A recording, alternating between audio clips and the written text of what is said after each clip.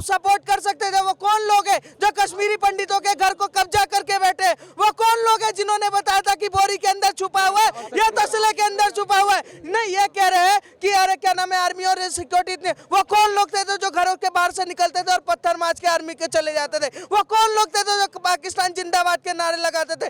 370 article सिर्फ कश्मीर को नहीं है, ऐसे ही और भी लॉज है जो नॉर्थ ईस्ट में मिले हैं। जाके पढ़ाई करो। 370, फिर से बोल रहा हूँ, 370 आर्टिकल हमने घर से नहीं लाया था, इंडियन कॉन्स्टिट्यूशन ने हमें दिया था स्पेशल स्टेटस।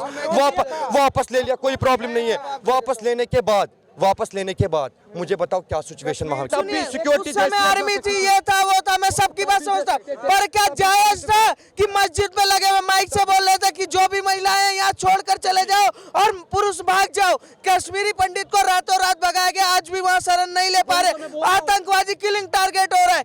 मेरे कहने का मतलब ये है कि आपको अपनी जान देनी थी, लेकिन उनको ये हमारा मजहब, हमारा इस्लाम हमें सिखाता है कि चाहे वो किसी भी मजहब है, उसकी जान बचाने के लिए आप अपनी जान पे खेल सकते हो। दूसरी बात कि पंडितों को वहां पे निकाला तब हम पैदा भी नहीं हुए थे, ठीक है? मैं पैदा नहीं हुआ था, बाकी कश्मीरी हुए थे। 1989 की बात बोल रहा हूँ, ठीक है? तो उनको निकाल दिया। उस टाइम भी आर्मी अवेलेबल थी। जो उन्होंने वहां से जम्मू से लेकर जम्मू में उनको शरण दे दी, क्या वो आर्मी इतनी सक्षम नहीं थी कि वो उनको वहां पे एक जगह जमा करके सिक्योरिटी दे सकते? ये कह रहे हैं कि भारत में क्या नाम है 370 हटाने के बाद कश्मीर में क्या बदलाव हुआ? देख लो भाई, ये बदलाव हुआ, ठीक है? सर एक सेकंड, ठीक है, ये बदलाव हुआ है।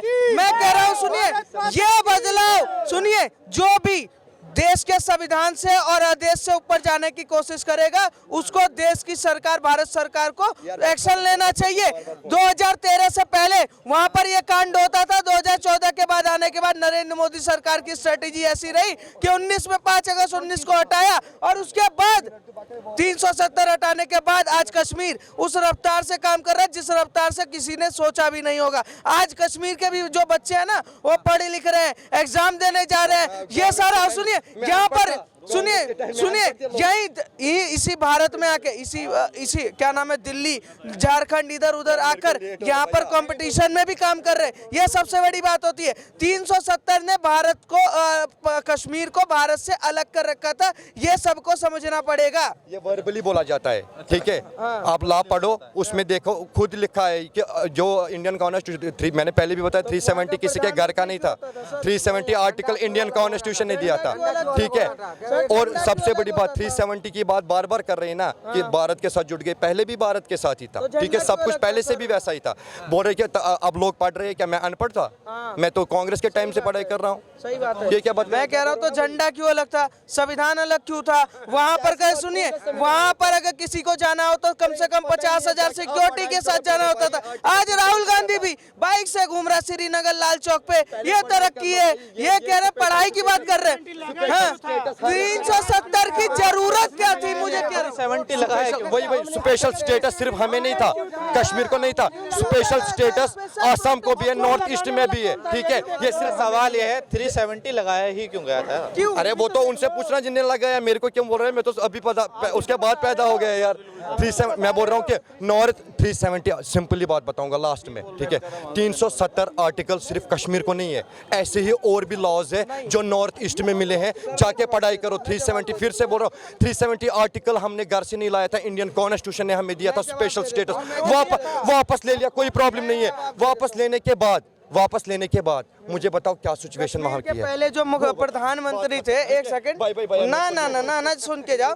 कश्मीर के जो पहले प्रधानमंत्री थे और भारत के जो पहले प्रधानमंत्री थे, उन्होंने मिलके स्पेशल एक वो दिया, अय्यासी का पूरा अड्डा बनाया, ठीक है? 70 सालों तक वहाँ लोगों को एक तरीके से कीड़े मकोड़ों की तरह रखा जाता था। ये लोग यही लोग मतलब वहाँ पर कभी भी बम फट जाते थे। सुन ले, कभी भी बम फट जाते थे, कभी भी कहीं से कोई वो हो जाता था, कभी भी इंटरनेट खत्म हो जाता था, कभी कुछ हो जाता था।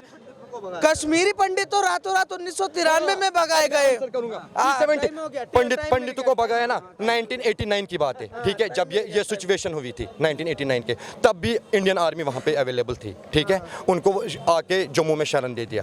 क्या वो उनको वहाँ पे, वो तो कुछ लोग थे, चाहे 1 लाख थे, 10 लाख थे, क्या उनको एक अलग सा लैंड वहाँ पे नहीं दे सकते और वहाँ पे उनको सिक्योर कर लेते? वहाँ पे सिक्योर कर लेते। ये सारा कुछ खेल था, जैसा अभी खेल जा रहा है ना, दंगे करवा रहे, वैसे ही 1989 1989 में भी एज पर 1989 की बात पूरा, ठीक है। ये क्या बात करेंगे, मणिपुर में तो लड़कियों को कपड़े निकाल दिए। क्लियर कर दूं, ये कह रहे हैं, एक सेकंड, ये कह रहे हैं उस समय आर्मी थे, सुनिए, सिक्योरिटी उस समय आर्मी थी, ये था वो था, मैं सबकी बात समझता, पर क्या जायज था कि मस्जिद में लगे हुए माइक से बोल रहे थे कि जो भी महिलाएं यहाँ छोड़कर चले जाओ और पुरुष भाग जाओ। कश्मीरी पंडित को रातों रात भगाया गया, आज भी वहाँ शरण नहीं ले पा रहे। आतंकवादी किलिंग टारगेट हो रहा है, बिहार से जाए कहीं से भी जाए किलिंग टारगेट होता नहीं होता। सुनिए, दूसरा एक सेकंड, दूसरा ये कह रहे हैं कि कश्मीर की बात कर रहे हैं, कश्मीर की बात कर रहे हैं। कश्मीर में जितना अत्याचार कश्मीरी पंडितों के साथ किया गया उसको पूरा देश ने देखा है और आने वाले टाइम में हम बसाएंगे, कोई नहीं रोक पाएगा उनको। ठीक है, मैं भी उसके खिलाफ हूँ। मैं अपने घर में जब ऐसी बात हुई ना, मैं स्ट्रेट फॉरवर्ड बता रहा हूँ, मैं अपने लोगों से बोलता तुम अगर उस टाइम अवेलेबल थे जब कश्मीरी पंडितों को निकाल रहे थे, क्योंकि वो बोल रहे कि हमारे जान पे भी बनी थी। अब बोलने दो भाई, अब बोलने दो भाई। बोल रहे हैं कि हम भी कुछ नहीं कर सकते क्योंकि हमारी जान भी पे बनी थी। ये ठीक है, उस टाइम के लोग बता रहे। मेरे कहने का मतलब ये है कि आपको अपनी जान देनी थी, लेकिन उनको ये हमारा मज़हब, हमारा इस्लाम हमें सिखाता है कि चाहे वो किसी भी मज़हब है, उसकी जान बचाने के लिए आप अपनी जान पे खेल सकते हो। दूसरी बात कि पंडितों को वहाँ पे निकाला तब हम पैदा भी नहीं हुए थे, ठीक है। मैं पैदा नहीं हुआ था, बाकी कश्मीरी हुए थे। 1989 की बात बोल रहा हूँ, ठीक है। तो उनको निकाल दिया और उस टाइम भी आर्मी अवेलेबल थी। जो उन्होंने वहाँ से जम्मू से लेकर जम्मू में उनको शरण दे दी, क्या वो आर्मी इतनी सक्षम नहीं थी कि वो उनको वहाँ पे एक जगह जमा करके सिक्योरिटी दे सकते? दूसरी बात सुनो, मेरा जवाब है भाई का, मेरा एक जवाब है भाई, एक ही सेकंड, मेरा जवाब है। ये कह रहे हैं कि हम अपने घर, सुनिए, सवाल जवाब करते थे, पर आज घरों में जो कब्जे हुए पड़े वो कौन है? ठीक है, पंडितों को तब भी सेव कर सकते थे, तब भी अवेलेबल थी आर्मी, क्यों नहीं किया? ठीक है, मेरा क्वेश्चन लोगों से नहीं, गवर्नमेंट से ये क्वेश्चन है, ठीक है। कांग्रेस सर ने सुनो, जो भी सरकार थी, मैंने अभी भी पहले बोल रहा हूँ, मेरे को किसी सरकार से ना लेना है ना देना है। दूसरी बात, इसने कहा से कुछ लेना देना नहीं है, तो बीजेपी सरकार की बात, इलेक्शन नहीं हो रहा है वहाँ पे, टारगेट किलिंग है, टारगेट किलिंग अभी प्रेजेंट सिचुएशन, कुछ महीने पहले, 1 साल पहले टारगेट किलिंग हो रही, ठीक है। हमारा दिल भी रोता है क्योंकि वो परदेसी यहाँ पे काम करते हैं, उनको मारा जाते हैं। हमारी ये शर्म वाली बात है, हमारी 10 लाख की फौज वहाँ पे, हाई टेक्नोलॉजी उनके पास, तब भी आतंकवादी बाहर से आएंगे और अंदर घुसपैठी करेंगे और वहाँ से ड्रग्स भेजेंगे। इतनी टेक्नोलॉजी होने के बाद, आर्मी होने के बावजूद, ये तो शर्म वाली बात हमारे लिए। इतनी टेक्नोलॉजी होने के बाद किस पे लगा रहे हैं आप? ये आरोप किस पे लगा रहे हैं? मैं आरोप लगा रहा हूँ, जो भी किस पे लगा रहे हो आप? मेरा काम ही नहीं, आपको मेरे को बात पे लगा, मेरे को आरोप लगाना नहीं है, ना मैं कोई सियासतदान हूँ।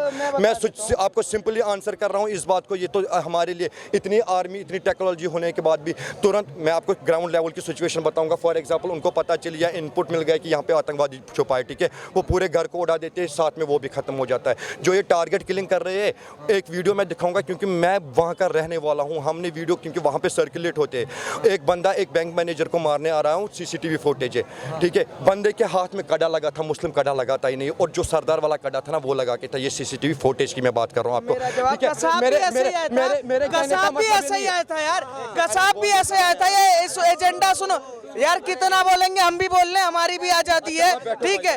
नहीं बताना, मैं आपको सुन तो रहा हूँ। नहीं सुन रहा है भैया। मैं आपको बेसिक बात बताऊं, मैं किसी का पक्ष नहीं ले रहा हूं, ठीक है, किसी भी गवर्नमेंट का। मैं आपको ग्राउंड लेवल की सिचुएशन बता रहा हूं, क्या बात हो रही है वहां पे, ठीक है।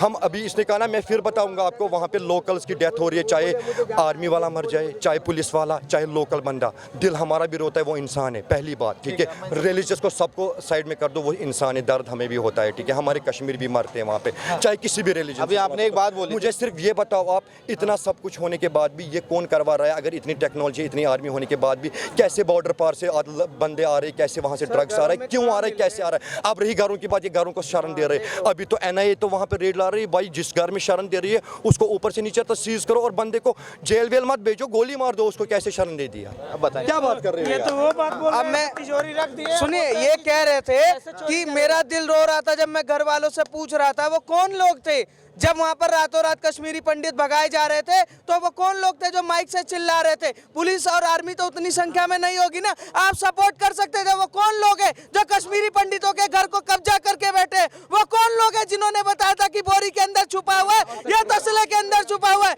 नहीं, ये कह रहे हैं कि अरे क्या नाम है, आर्मी और सिक्योरिटी इतने। वो कौन लोग थे जो घरों के बाहर से निकलते थे और पत्थर मार के आर्मी के चले जाते थे? वो कौन लोग थे जो पाकिस्तान जिंदाबाद के नारे लगाते थे? वो कौन लोग थे जो क्या नाम है वहां पर अरे अगर पाकिस्तान जीते तो वहां झंडे लहराते थे। वो कौन लोग थे? आपके ही बीच में से कोई आया था या बॉर्डर पार करके आए थे? आए तो कहीं ना कहीं से थे ना, तो उनको शरण देने वाला कहीं ना कहीं वहीं का व्यक्ति है। अगर वो सपोर्ट करता सरकार को और उसको, तो 70 साल नहीं लगते कश्मीर में 370 रहने को। वो हट चुका होता अब तक और कश्मीर आबाद होता।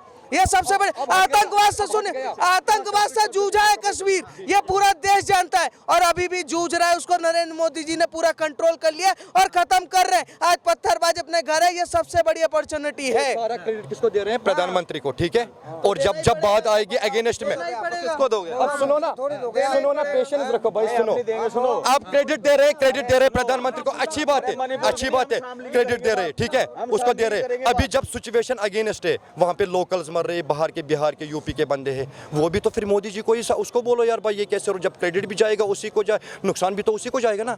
कौन करवा रहा है वहाँ पे भी? अच्छा, आपने अभी एक चीज कहा था मेरे कि आर्टिकल ये बोल रहे हैं ना कि 70 साल पहले आर्टिकल हटाया गया होगा, ऐसी सिचुएशन नहीं होती। मैं सिंपल सा क्वेश्चन आपको पूछ रहा हूँ, 2019 5 अगस्त को आर्टिकल हटा दिया, मुझे बताओ अभी ग्राउंड लेवल पे क्या सिचुएशन है वहाँ पे, कितनी डेवलपमेंट हुई, कितना, कौन सी प्राइवेट कंपनी आगे, वेट और दूसरी बात, सिंपल सी बात, इन्होंने कश्मीर को अलग कर दिया, लेह को अलग कर दिया, ठीक है।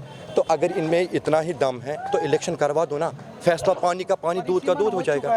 इलेक्शन क्यों नहीं हो रहा है? इलेक्शन करवा दिया, करगिल में म्युनिसिपल इलेक्शन करवा दिया, जो लोकल वहाँ की इलेक्शन होते हैं, इनको कोई सीट नहीं मिली और लेह का इलेक्शन ही रोक दिया। धन्यवाद भाई, थैंक यू। इन लोगों ने वहाँ पे डेमोग्राफी बदल रखी है। ये लोग वहाँ एजेंडा चला रहे हैं, इन्होंने डेमोग्राफी बदल दी है। यालिफ गालिफ के चालिफ के नारे इन्हीं के लोगों ने लगाए थे, वहाँ कश्मीरी पंडितों को भगा दिया।